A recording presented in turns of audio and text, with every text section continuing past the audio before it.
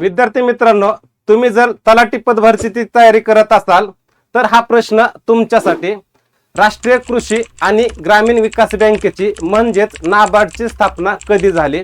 4 पर्याय तुम्हाला स्क्रीनवरती दिसत आहेत. पर्याय क्रमांक 1, 1 एप्रिल 1935. तर या दिवशी तुम्हाला माहित आहे आरबीआय ची स्थापना झालेली आहे. पर्याय क्रमांक 2, 12 जुलै 1982. या दिवशी नाबार्डची स्थापना करण्यात आली होती. 3 नंबर पर्यायाचा विचार केला तर 2 ऑक्टोबर 1982 दिलेला आहे, पण ऍक्च्युली 2 ऑक्टोबर 1975 चा जर विचार केला तर त्या दिवशी प्रादेशिक ग्रामीण बँकांची स्थापना करण्यात आली होती. 1 जानेवारी 1982 ला एक्झिम बँकेची स्थापना करण्यात आली होती. आणि 4 नंबरचा पर्याय सगळ्यांना माहित आहे 1 मे 1960 ला महाराष्ट्र राज्याची स्थापना करण्यात आली होती. विद्यार्थी मित्रांनो, एक प्रश्न माझा, एक प्रश्न तुमचा. खाली तुम्हाला स्क्रीनवरती एक प्रश्न दिसत आहे, त्या प्रश्नाचं उत्तर मला कमेंट करून सांगा.